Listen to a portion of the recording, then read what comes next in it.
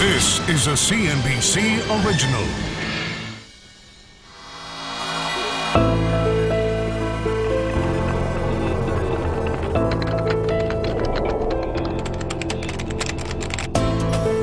There's no guarantee that in 5 years, Google won't be the only search engine, the only reasonable alternative.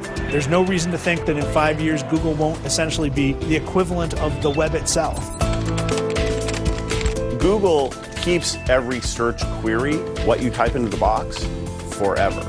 You know, if I'm a Google user, you have years worth of my search terms, you guys really know everything about me. Well, we don't know everything about you. Imagine you're a tourist, you arrive at this place and you would like to know more about it. All you will have to do is take a shot of the sign and then we send the information up to the server. And you see, we recognize this as the Santa Monica Pier. What you see is a culture where people feel that they can build things, they can actually accomplish what they want. And ultimately, people stay in companies because they can achieve something. High five, Google! It's phenomenal. If you're 24 and single, it's kind of like programmer nirvana. This company has made you fabulously wealthy, hasn't it? We've been, as a company, obviously more lucky than any company deserves to be. Most successful company in the history of the world. I think that's true.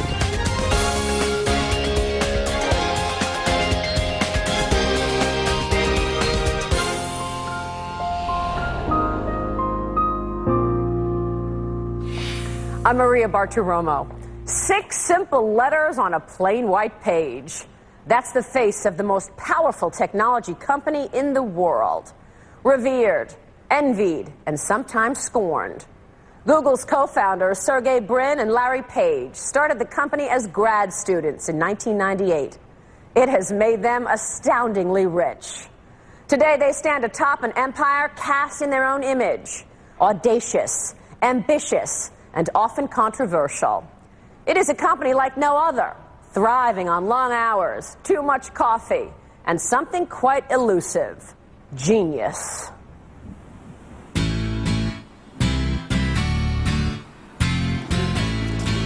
It's Wednesday morning at Google's world headquarters in Mountain View, California. And here, home to some of the brightest minds in the world, engineers in a remote office wing are talking about marbles. See the marble right in the top of the Ferris wheel there? Yeah. Toy marbles.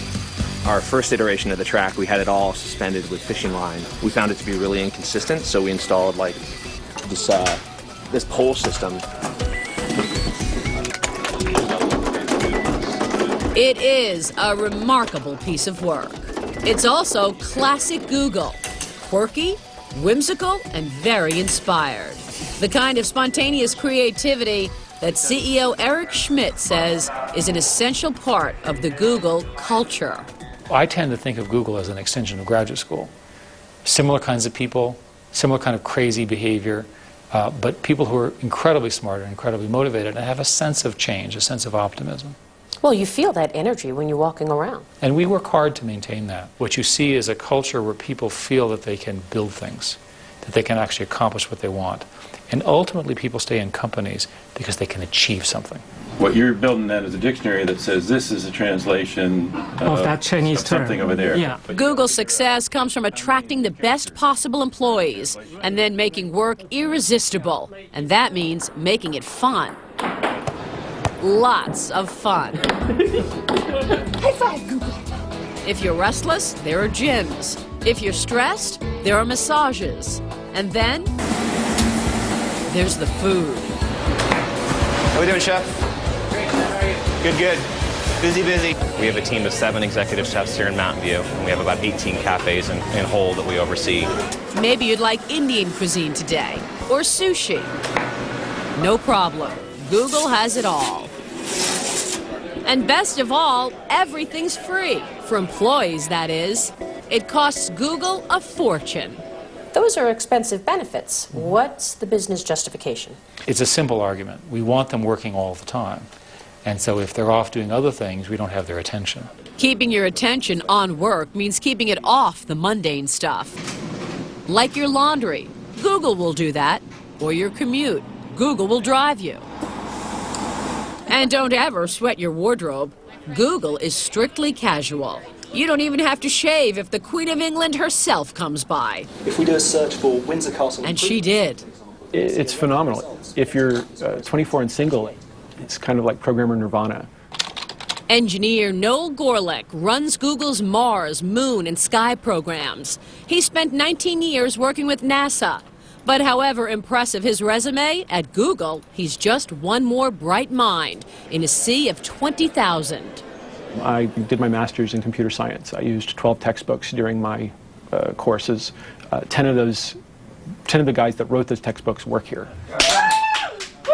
This is the culture created in 1998 by a pair of Stanford University grad students, Sergey Brin and Larry Page. When we were trying to name Google, we actually went through thousands of names, and we had settled on Google because it sounds fun. It also means a very large number. It means 1 followed by 100 zeros. What started out as a research project has become this, a high-tech juggernaut and one of the most successful companies on the planet, with an array of cutting-edge products. There's Google Voice, Google Chrome, Google Images, and Google News. There's Google Book Search and Google Maps. And then there's YouTube, which Google owns, home to 20 hours of new video uploaded every minute. But all that pales in comparison to Google's crown jewel and its greatest creation, the Google Internet Search Engine. If you used it to find a Google expert, you might come up with this man, author John Battelle. You've studied the company for so long. Give us a sense of what Google is, how successful a phenomenon it is. How would you characterize it? Most successful company in the history of the world. I think that's fair. The most successful company in the world. I think that's true. I think it's inarguable. Now, if you look at past histories, Microsoft, I think, rivals Google for a period of time, right? From the late 80s through the mid-90s, its growth was quite similar. I do not believe it had the same profit curve, though. The profits that Google has managed to create are extraordinary. In 2008, Google earned more than $4 billion in profits, with more than 95% of that coming from advertising, tied to its search engine. What makes it so good? In simple terms, a basic search engine crawls the internet, bouncing from link to link, indexing as many web pages as it can. When you do a search, it stacks your results based on the number of times your search term appears in each site. Google's masterstroke was to rank every website's importance by counting the number of other websites linking back to it. Google figured the more links to a site, the more important it must be, and the higher it should show up in your search results. They called this approach PageRank, after Larry Page, and it worked brilliantly. I'm sure you remember, as do I, being told, hey, you've got to check this out. And when you go there and use it for the first time, it just works, and something happens between your ears that makes that brand valuable to you instantly, because a service is delivered that is delightful. However complex the math behind it, Google's hallmark is simplicity. Its homepage is as friendly and unthreatening as a box of crayons. And this is the person who keeps it that way. A 34-year-old human dynamo. We're going this way. Sorry. Named Marissa Meyer. I want to see a much more robust brainstorm. I feel like we didn't really explore other ideas here. She is tireless, hard-driving, and demanding. I agree with the problem statement. I don't agree with the solution. She's also been with the company from the very start. What was it about Larry Page and Sergey Brin that prompted you to sign on with, at the time, this funky, little, unknown, small company named Google? Well, I think there were two key factors in my decision. One is, I think you should work with the smartest people you can find, and two, I think you should do things that you're not ready to do. How did you know you weren't ready for it? At the time when I was interviewing, it was just an 8-person startup. They were printing their own business cards. Them also coming in and saying, well, we think search could change the world. We think it could change every person's life, and we think everyone should be doing internet search every day. I really believed that, but at the same time, that was so far away. At Google, obviously, we're always trying to strive for new heights, trying to really reach for the stars. And so we have a fun demo, which is about the stars. Meyer's official title is Vice President, Search Products and User Experience. But her chief role is Keeper of Google's Look. We want to actually cause search to be something that's fun, that's an expression of creativity that people do every day. She is relentless in making sure everything Google is simple, uncluttered, and above all, clean. Why is that look so important? Well, I think that it says to our users that we don't want to get in their way. I mean, we want an experience that's fast and clean and easy, where it's just obvious. Type what you want into the search box, and you'll get it. In the late 90s, when other search engines like AOL, Yahoo, and Alta Vista crammed their websites with links and ads, Google's plain blank look was actually a problem for the students who first tested it. They would go to google.com, load up the page, and it would be blank. And they would just wait. And 15 seconds later, you'd be like, what are they waiting for? Maybe they're thinking of searches. 30 seconds later, you'd be like, what's going on? 45 seconds, and you'd be like, okay, I really am going to have to ask, what are they waiting for? And the answer is the same all 16 times that day. We're waiting for the rest of it. Today, nearly 2/3 of the internet searches done worldwide, almost 2 billion a day, are done on Google. What's your favorite internet search engine? Google. Google. Whether you're in Mongolia, Saudi Arabia, or Bangladesh, the word for search is Google. And that's despite some formidable competition. Rival Microsoft has launched a massive campaign to promote its new Bing search engine, which has slowly gained market share. It's not just a search engine, it's the first ever decision engine from Microsoft. Yahoo and Microsoft have also inked a deal to pool their search efforts, which could create a tough challenge to Google. We're one click away from customers leaving us.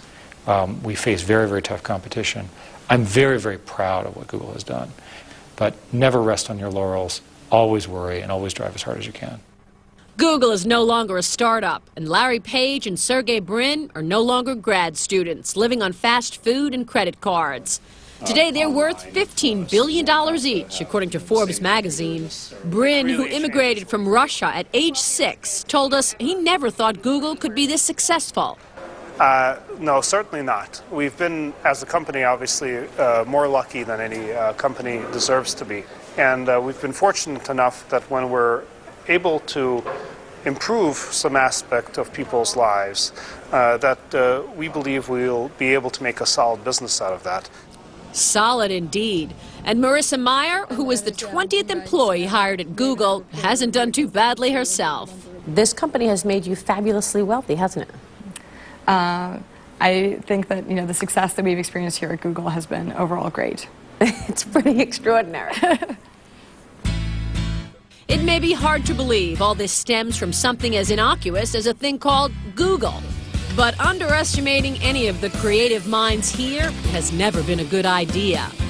Just ask Yahoo. In 1998, they had a chance to buy Google, but Yahoo turned it down. People turn to the search engine box and admit things to it that they would not admit to their doctor, their shrink, their priest, their wife or husband, without a thought that all of these queries are being stored. People are treating Google like their most trusted friend. Should they be? Well, I think judgment matters. And if you have something that you don't want anyone to know, maybe you shouldn't be doing it in the first place.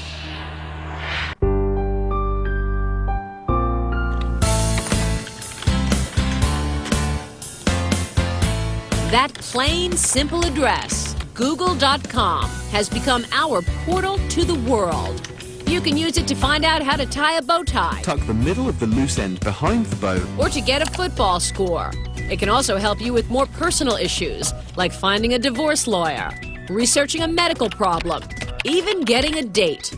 And for all this, the world's most powerful technology company charges us nothing. But that doesn't mean it's free. The real cost may be in users' privacy. I think most of them have not ever consciously thought of the privacy trade-off that they are making. I don't think they recognize that these products aren't really free, but that, in fact, you are trading your privacy for these services. The decision to invoke the state's... Kevin Bankston is a senior attorney at the Electronic Frontier Foundation in San Francisco. He's worried about how much Google knows about you. Google